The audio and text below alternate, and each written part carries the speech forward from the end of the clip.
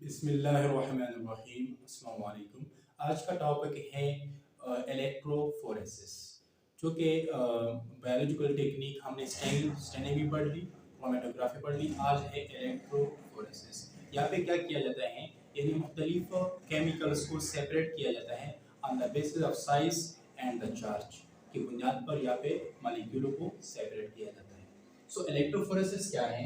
Electrophoresis, electro mean charge particle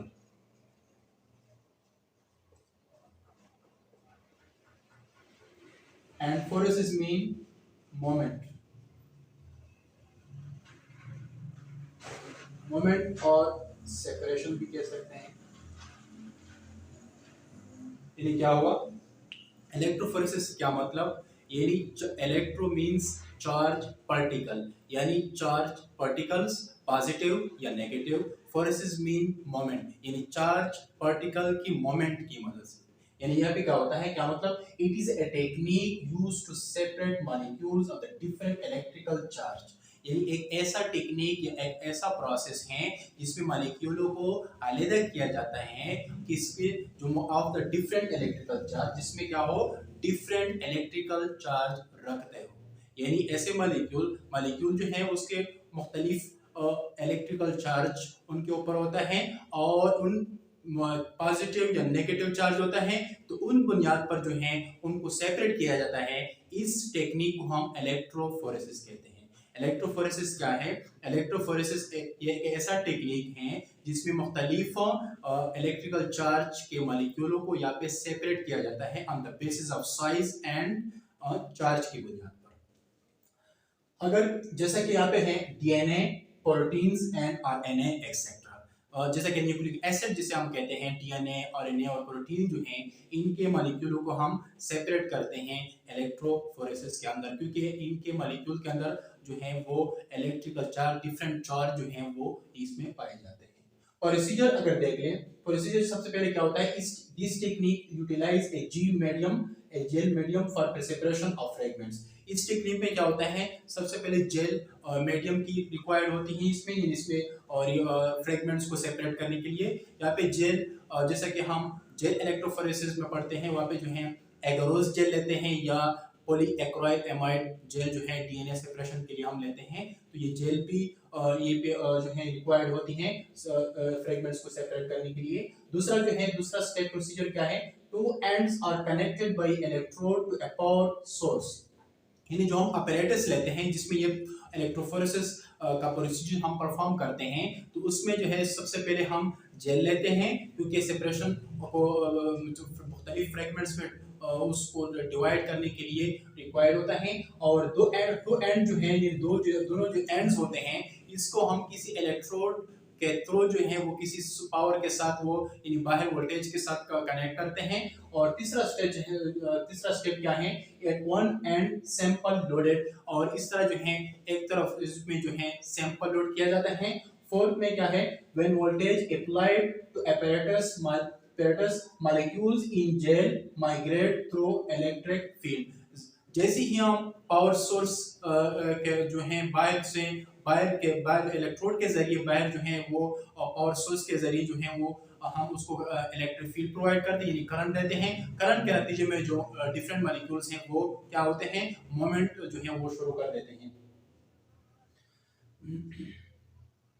इसी तरह तो नेगेटिव चार्ज के जो मॉलिक्यूल होते हैं will move toward the positive pole, while the positive charge molecules will move toward the negative pole. ऐसे molecule जिनके ऊपर नेगेटिव चार्ज होता है वो किस तरफ, यानी पॉजिटिव पोल की तरफ चले जाएंगे, और इस तरह जो पॉजिटिव जो है यानी जो पॉजिटिव चार्ज मॉलिक्यूल होते हैं वो नेगेटिव चार्ज पोल की तरफ वो माइग्रेट होना शुरू हो जाएंगे। तो इसी तरह जो है लेटर ऑन बाय में क्या होता है, molecules can pointed by staining gels, और इसी तरह आखिर में जो है मॉलिक्यूल को सेपरेट करके मुख्तलिफ चार्ज की बुनियाद पर, और इस तरह आखिर में स्टेनिंग की जाती है, कलराइज किया जाता है ताकि उसकी डिफरेंशिएशन हो सके। आए चलते हैं प्रोसीजर की तरफ, यानी जो अपैरेटस हैं, सामने आपको अपैरेटस नजर आ रहा है। यहाँ पर जो है हमने सबसे पहले एक अपैरेटस लिया हुआ है, उसमें जो है हमने एक और डीएनए सैंपल ये पे हमने नोट किया हुआ है, और उसके अंदर जो है वेल है, ये आपको सामने नजर आ रही है, वेल भी है। और यहाँ पे जो है नेगेटिव इलेक्ट्रोड है और इसको हम कहते हैं कैथोड, और यहाँ पे जो नीचे है पॉजिटिव इलेक्ट्रोड, इसको हम कहते हैं एनोड। बाहर से किसी भी सोर्स से यानी वोल्टेज देते हैं, यहाँ से तार आके बाहर से कोई भी हम वोल्टेज के जरिए उसको करंट देते हैं। तो सबसे पहले हमने क्या किया, डीएनए सैंपल, लेट्स सपोज हम डीएनए सैंपल की जो मॉलिक्यूल्स हैं उसको सेपरेट करना चाहते हैं, तो यहाँ पे जो है हमने डीएनए सैंपल जो है वो लोड किया इन फोर में, इन चारों में। और इसके नतीजे में क्या हुआ, सबसे पहले जो डीएनए सैंपल हम लेते हैं किसी भी यहाँ से, उसको हम रिस्ट्रिक्शन एंडोन्यूक्लियस एंजाइम की मदद से वहां से वो हम काटते हैं।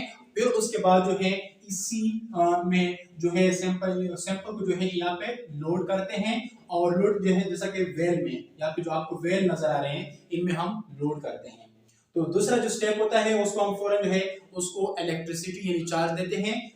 चार्ज के नतीजे में क्या होता है, डीएनए सैंपल जो है वो आहिस्ता आहिस्ता जो है उनके जो मॉलिक्यूल्स हैं जो है वो नीचे आना शुरू हो जाते हैं। तो यहाँ पे दो फैक्टर्स हैं, किन किन फैक्टर्स पे डिपेंड करते हैं, इनकी जो मोमेंट है, फर्स्ट जो डीएनए सैंपल की जो मोमेंट है इन उनके मॉलिक्यूल की, द मोमेंट ऑफ चार्ज, यानी चार्ज के मोमेंट के ऊपर, चार्ज के ऊपर डिपेंड करना।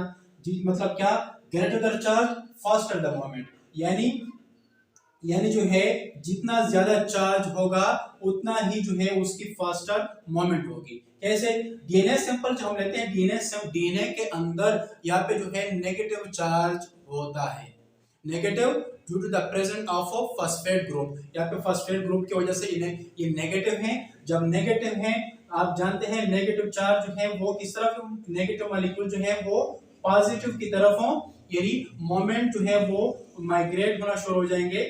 तो यहाँ पे जो है जितनी भी ज्यादा ग्रेटर चार्ज होगी और उतना ही उसकी फास्टर मोमेंट होगी। दूसरी जो उसने कहा पॉइंट, जो फैक्टर्स हैं इनकी माइग्रेशन के ऊपर डिपेंड करता है the size of the molecules, molecule की साइज को देखा जाता है, जितना स्मॉल मॉलिक्यूल्स होगा उतना ही फास्टर मोमेंट, यानी उसकी मोमेंट जो होगी वो तेज होगी, तेज से वो नीचे की तरफ जो है वो यानी वो नीचे की तरफ ट्रांसमिट यानी ट्रांसफर होना शुरू हो जाएगी।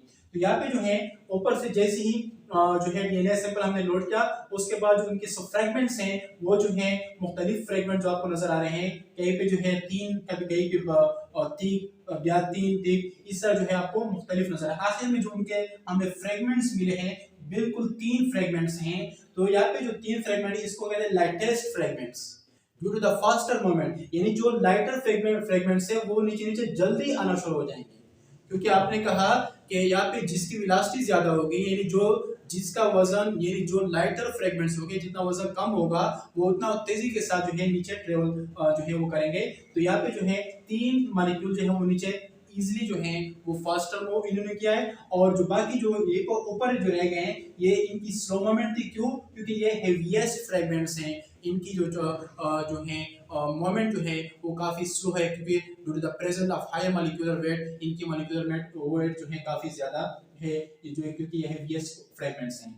और यहाँ पे जो आपको इनकी direction of movement of DNA ऊपर से नीचे की तरफ आना, तो ये है लाइटेस्ट फ्रेगमेंट्स और ये है हेवीएस्ट फ्रेगमेंट। हमारा मकसद भी यही था इलेक्ट्रोफोरेसिस में कि हम मॉलिक्यूल जो है मुख्तलिफ चार्ज की जो मॉलिक्यूल है उनका सेपरेशन करना, ठीक है। तो इसके नतीजे में पॉजिटिव की तरफ से पॉजिटिव की तरफ जो है नेगेटिव मॉलिक्यूल का आना, तो ये भी इलेक्ट्रोफोरेसिस में है। और इसी तरह जो है इनकी सेपरेशन हो जाती है। बाद में फिर इनके ऊपर प्रोब लगाए जाते हैं, जैसा कि जेल इलेक्ट्रोफोरेसिस में होता है। तो उसके बाद जो है हम उसको एनालिसिस के लिए जो है वो यूज करते हैं। इनकी इंपॉर्टेंस क्या है, इलेक्ट्रोफोरेसिस की जो इंपॉर्टेंस है, इनकी अहमियत क्या है। ये इलेक्ट्रोफोरेसिस जो है ये डीएनए फिंगरप्रिंटिंग में जो है वो यूज होती हैं, यानी किसी भी क्राइम को, जुर्म को मालूम करने के लिए जो है इलेक्ट्रोफोरेस की मदद ली जाती है। वहाँ पे उनके डीएनए सैंपल लिया जाता है और उनकी सैंपल की मदद से जो है वो जो है क्राइम जो है वो मालूम की जाती है कि किसने क्या ये जुर्म किया हुआ है। To investigate the crime scenes, to analyze the result of PCR, यानी जो polymerase chain reaction, PCR stand for the polymerase chain reaction, जिसमें हम की जाती हैं। ये भी एक बायोटेक्नोलॉजी में एक प्रोसेस है जो है वो उसको एनालाइज करने के लिए भी इलेक्ट्रोफोरेसिस का प्रोसेस जो है हम टेक्निक यूज करते हैं तो analyse the gene associated with a particular illness. बाज़ औक़ात ऐसी बीमारियां होती हैं जो कि उनका ताल्लुक एक खास जीन के साथ होता है, तो उस जीन को मालूम एनालाइज करने के लिए हम इलेक्ट्रोफोरेस जो हैं उनसे मदद लेते हैं। तो ये जो है उनकी इम्पोर्टेंस